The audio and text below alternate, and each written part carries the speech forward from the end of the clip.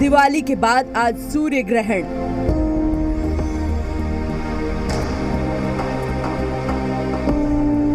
साल का आखिरी सूर्य ग्रहण।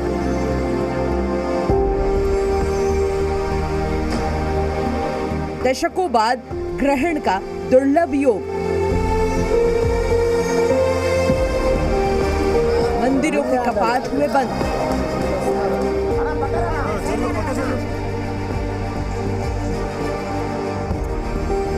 सूरज पर ग्रहण का साया।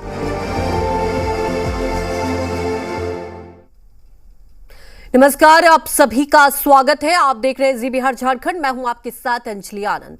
आज 2022 का आखिरी सूर्य ग्रहण लगेगा। भारत में सूर्य ग्रहण की बात की जाए तो शाम 4:22 से शुरू होगा और शाम 6:09 पर खत्म होगा सूर्य ग्रहण। सबसे पहले आपको बता दें कि सूर्य ग्रहण श्रीनगर में दिखेगा। सूर्य ग्रहण से पहले मंदिर के कपाट बंद हैं और आपको बता दें कि आज 2022 का आखिरी सूर्य ग्रहण लगेगा और सभी मंदिर के कपाट बंद है। कल दिवाली का त्योहार था और उसके बाद ये सूर्य ग्रहण, और आपको बता दें 2022 का आखिरी सूर्य ग्रहण है।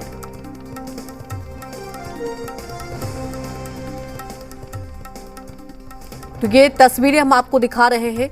हरिद्वार, वाराणसी, प्रयागराज, ये अलग अलग तस्वीरें आप देख रहे हैं और आप देख सकते हैं कि हर जगह मंदिर के कपाट बंद हैं। और आपको ये बता दें कि देखिए, साल का ये आखिरी सूर्य ग्रहण है। सूर्य ग्रहण के दौरान कई कार्य हैं जो वर्जित रहते हैं। खासतौर पर ग्रहण के सूतक काल से ही पूजा पाठ बंद कर देना चाहिए। और आपको बता दें कि सूर्य ग्रहण की अवधि के दौरान घर के पूजा वाले स्थान को पर्दे से ढक दें।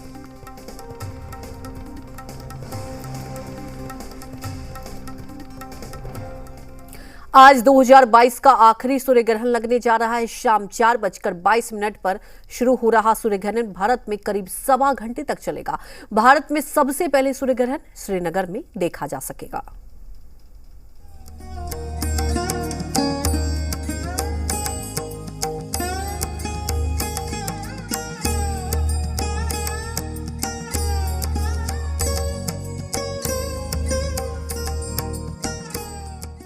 इस साल का आखिरी सूर्य ग्रहण आज लगने जा रहा है। आज लगने वाला सूर्य ग्रहण दुनिया भर के कई हिस्सों के साथ साथ भारत के कई शहरों में भी देखा जा सकता है। सूर्य ग्रहण को नई दिल्ली, कोलकाता, चेन्नई, उज्जैन, वाराणसी और मथुरा में देखा जा सकेगा। भारत में सूर्य ग्रहण का समय शाम 4:22 से लेकर शाम 5:42 के बीच का रहेगा। भारत में सबसे पहले श्रीनगर में सूर्य ग्रहण दिखेगा, जहां शाम 4:22 से 5:41 तक सूर्य ग्रहण रहेगा। दिल्ली में सूर्य ग्रहण शाम 4:28 से लेकर 5:42 तक दिखेगा।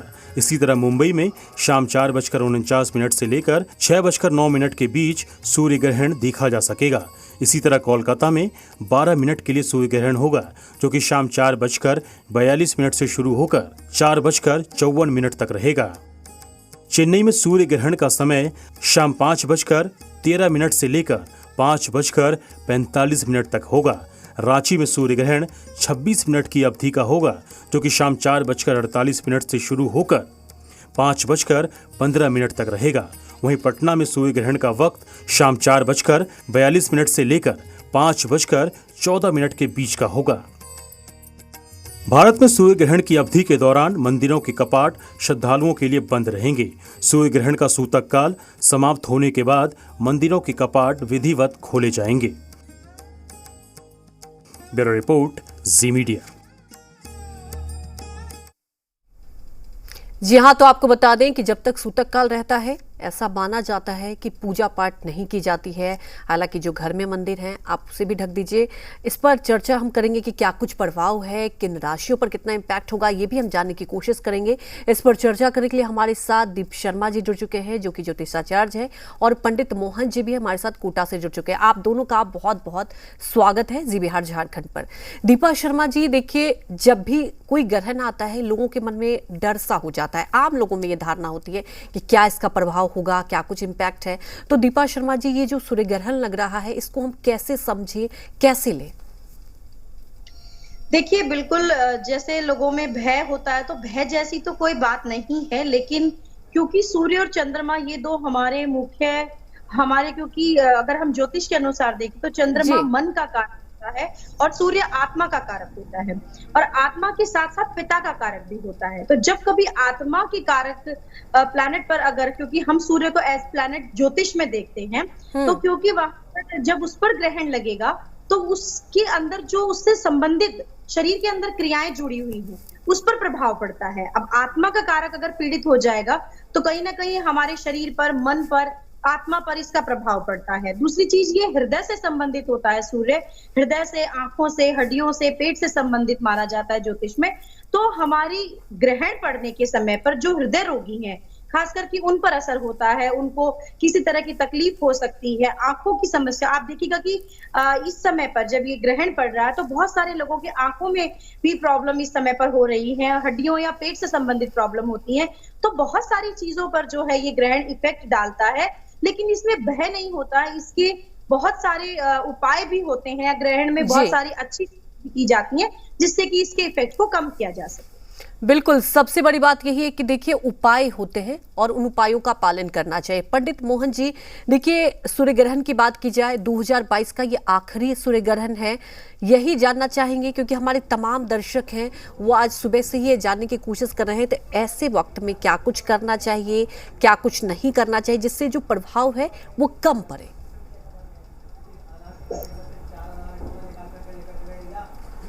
सूर्य ग्रहण एक सामान्य प्रक्रिया है जी, और इसमें घबराने और डरने जैसी कोई बात नहीं है। सूर्य ग्रहण व्यक्तियों को प्रभावित नहीं करता, पूरे विश्व को प्रभावित करता है, क्योंकि सूर्य परमात्मा की आत्मा होती है। और जब सूर्य पर जब ग्रहण लगता है तो ये ग्रहण चित्रा नक्षत्र में लग रहा है। चित्रा नक्षत्र के स्वामी मंगल हैं और ये ग्रहण मंगलवार को लग रहा है, और यह ग्रहण तुला राशि में लग रहा है। तो तुला राशि के अंदर इस समय सूर्य नीच के हो जाते हैं, और तुला राशि के अंदर इस ग्रहण ने चंद्रमा को, बुध को और शुक्र को अस्त कर दिया है। गुरु इस समय वक्री चल रहे हैं, इसलिए ग्रहण के समय हमें भगवान का ज़्यादा ध्यान करना चाहिए, क्योंकि जो प्रदूषित किरणें सूर्य से पृथ्वी मंडल पर आती हैं वह हमारे शरीर में प्रवेश करके हमारे सारे शरीर की सूक्ष्म जो ऑक्सीजन है उसको समाप्त कर देती है। इसलिए ऐसे समय में हमें हमारी प्राणवायु को स्वच्छ रखने के लिए भगवान के मंत्रों का जाप करना चाहिए। क्योंकि मंगलवार को ये सूर्य ग्रहण है, इसलिए हनुमान जी नाशे रोग हरे सब पीरा, जपत निरंतर हनुमत बीरा। हनुमान जी का ही नक्षत्र है चित्रा नक्षत्र, इसलिए हनुमान जी का ध्यान, हनुमान चालीसा का पाठ, बजरंग बाण का पाठ, सुंदरकांड का पाठ आपको सभी संकटों से मुक्ति दिला देगा। और भारत में ये ग्रहण श्रीनगर से दिल्ली और वाराणसी और मथुरा और उज्जैन, इसके बाद ये कलकत्ता और मद्रास में दिखाई देगा, बहुत कम समय के लिए दिखाई देगा। इसलिए घबराने की इसमें कोई ज़रूरत नहीं है, और व्यक्तियों की कुंडलियों के ऊपर नहीं चलता। सूर्य राजा का कारक ग्रह है, इसलिए जो राजा होता है उसके ऊपर ये प्रभाव डालता है। इसलिए हमारे मन का राजा हमारा आत्मा है। इस आत्मा को सूर्य ग्रहण के प्रभाव से बचाने के लिए हमें परमात्मा का ध्यान करते रहना चाहिए, महामृत्युंजय का जाप करते रहना चाहिए।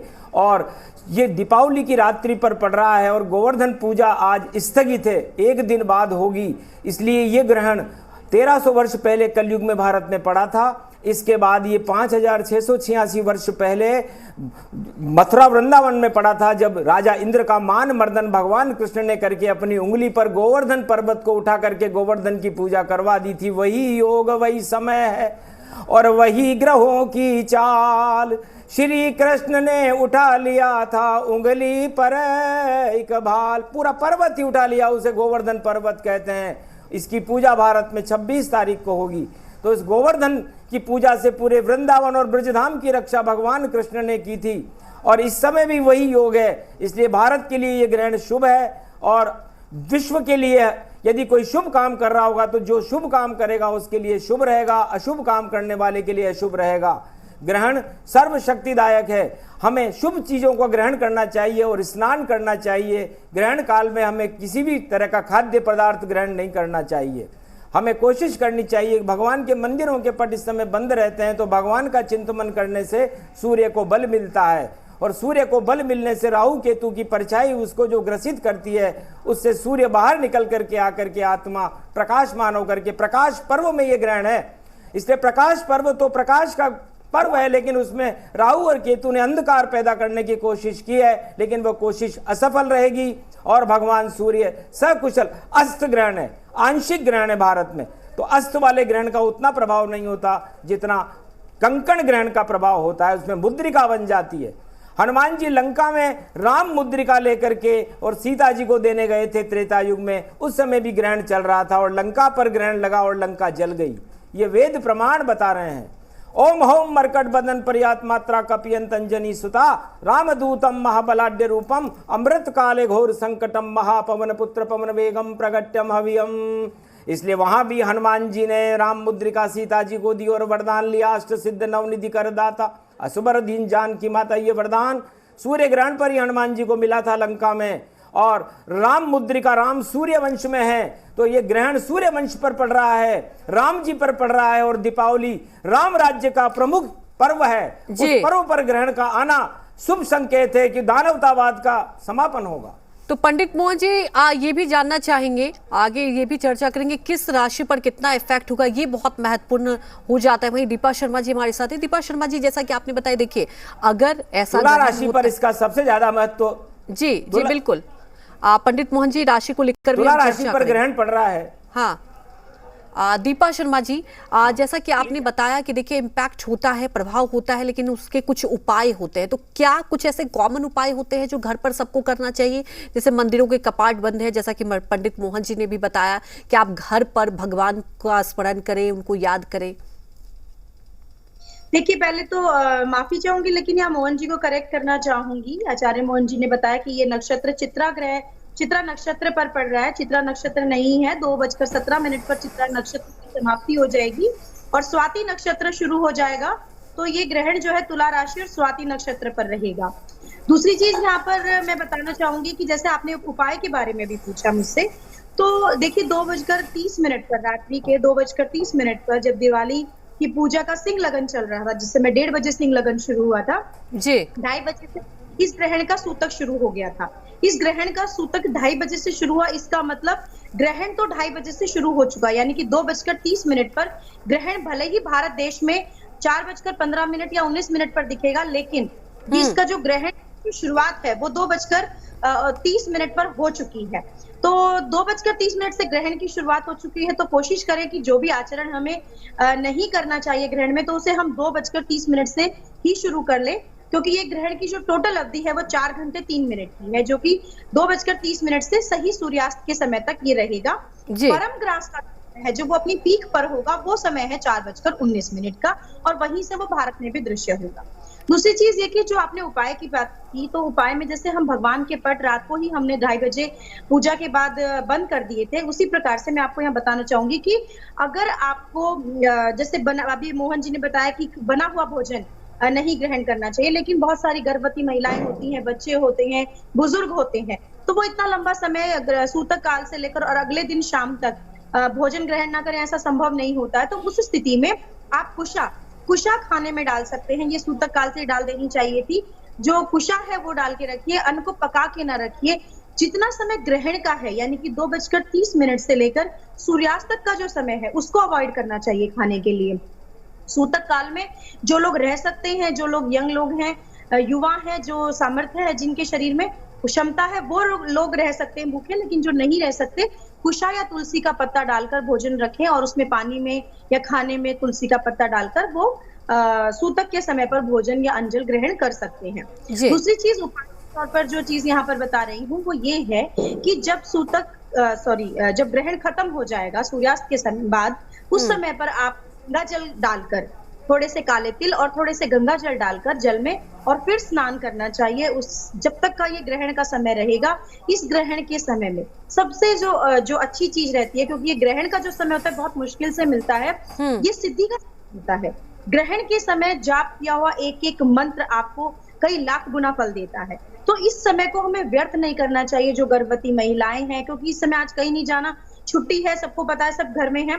तो जो लोग घर में हैं वो बैठकर इस समय पर हनुमान चालीसा का पाठ कर सकते हैं, सुंदरकांड का पाठ कर सकते हैं, या अपना कोई गुरु मंत्र जिनके पास है वो गुरु मंत्र का जाप कर सकते हैं। जिनके पास कोई मंत्र नहीं है वो ओम नमो भगवते वासुदेवाय का छोटा सा मंत्र है, ओम नमो भगवते वासुदेवाय, इसका जाप कर सकते हैं। क्योंकि इस समय सूर्य जो है वो कष्ट में होते हैं, पीड़ा में होते हैं। तो आदित्य हृदय स्तोत्र का पाठ भी आप जरूर कीजिए ऐसे समय पर। अगर नहीं पढ़ना आता है तो आप उसको सुन सकते हैं चला के फोन में, आप आदित्य हृदय स्तोत्र का पाठ करें। ओम घृणी सूर्याय नमः, क्योंकि इस समय पर केतु के साथ सूर्य की युति है, नीच के सूर्य की युति केतु के साथ, और केतु सूर्य पर ही ग्रहण लगा है। तो ये जो समय है ये सूर्य के संकट का समय है।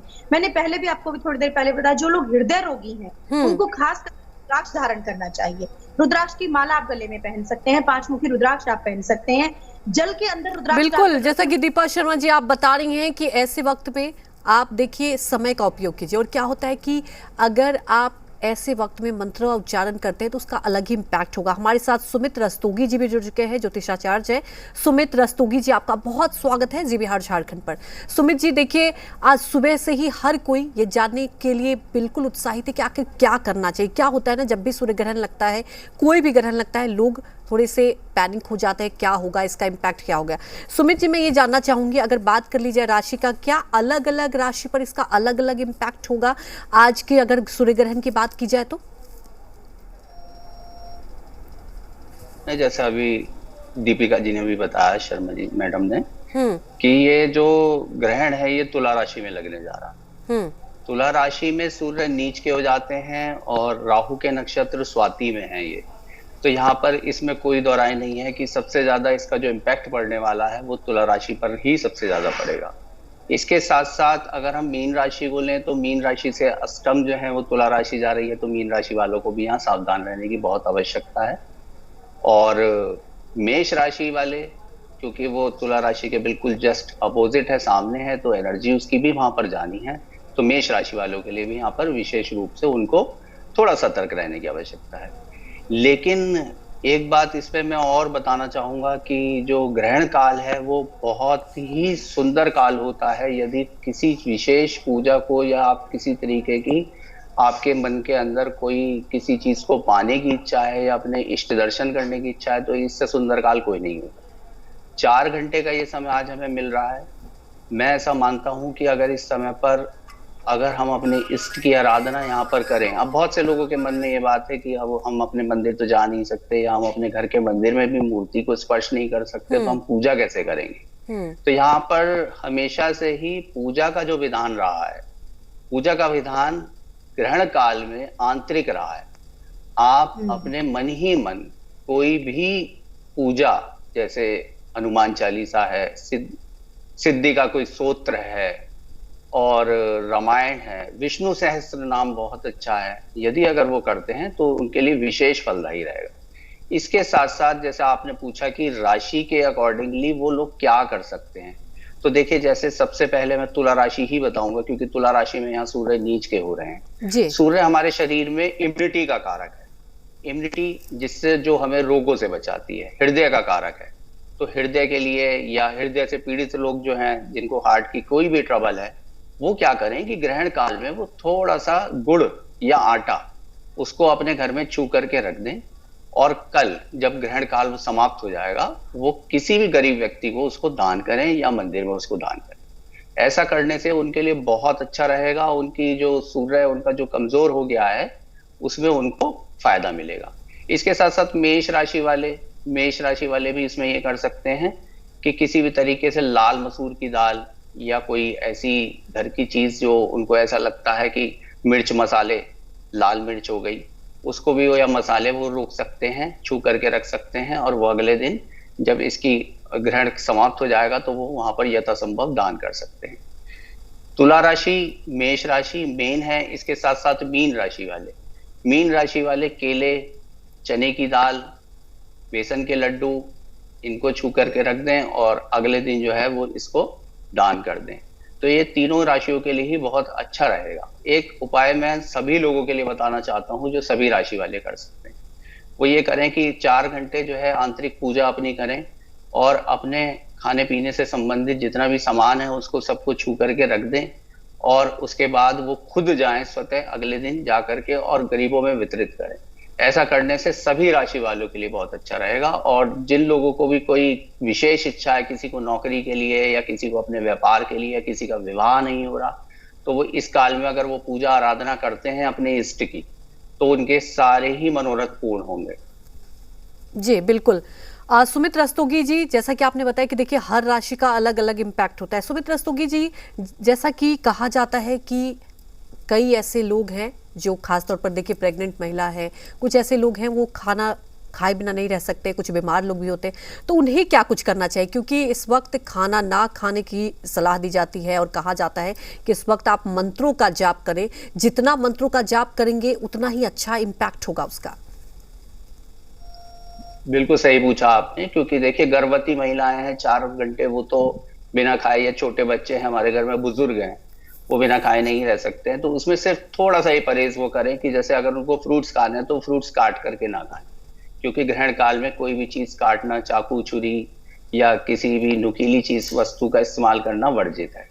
इसके साथ साथ यदि खाने की बात है तो वहां पर उसमें कुछ वो तुलसा के पत्ते खाने के अंदर, हालांकि वो ग्रहण काल से पहले ही उनको डाल देना चाहिए, तो उससे खाना हमारा शुद्ध रहेगा।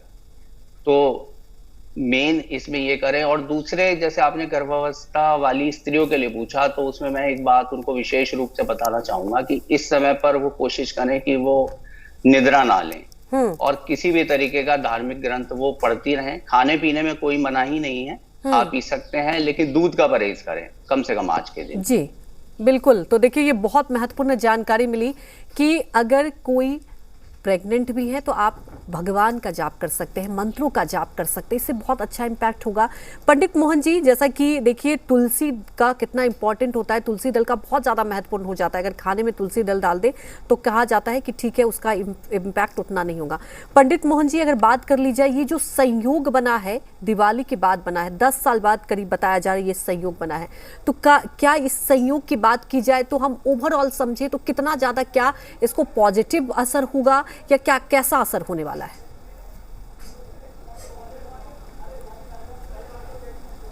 ग्रहण में जितनी शुभता होती है उतने ही शुभ उसके परिणाम होते हैं, और जितनी भी अशुभता होती है उसके अशुभ परिणाम होते हैं।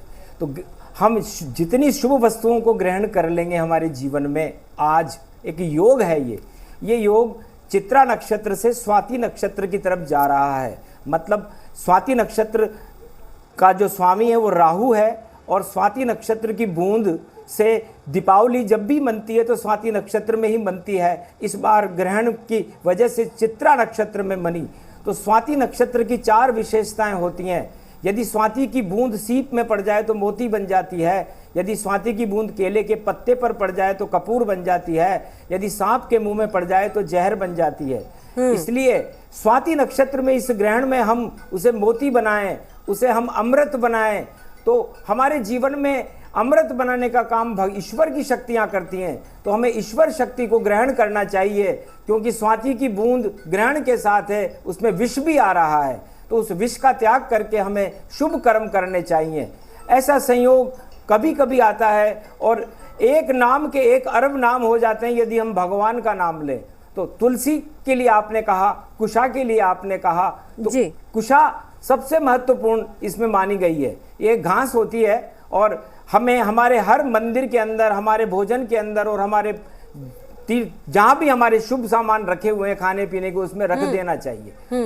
उस कुशा के अंदर, क्योंकि कुशा का मतलब घास है और घास का जन्म अमृत से हुआ है। इस चित्रा नक्षत्र की चित्रा चौथ में गणेश जी का जन्म होता है, और जब गणेश जी का सिर कटा तो उन पे अमृत डाला गया था, तो गणेश जी अमर हो गए। और यही वजह है कि घास चल रहा था। तुलसी दल डालकर खाना खाने के लिए कहा भी गया है। जो लोग देखिए नहीं भूखे रह सकते हैं, अगर जो संभव है जो भूखे रह सकते हैं वो इस वक्त मंत्रों का जाप करें। वक्त की कमी है। बहुत बहुत शुक्रिया दीपा शर्मा जी आपका, पंडित मोहन जी, सुमित रस्तोगी जी आपका।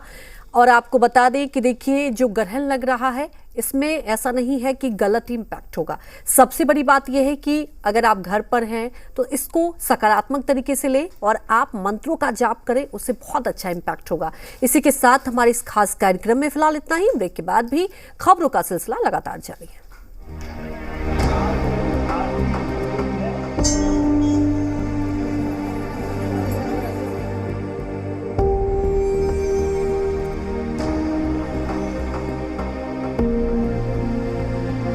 दिवाली के बाद आज सूर्य ग्रहण।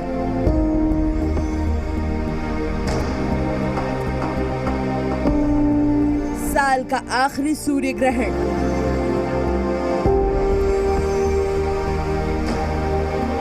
दशकों बाद ग्रहण का दुर्लभ योग।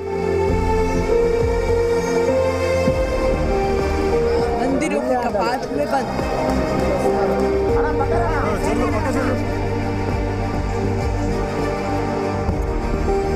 सूरज पर ग्रहण का साया।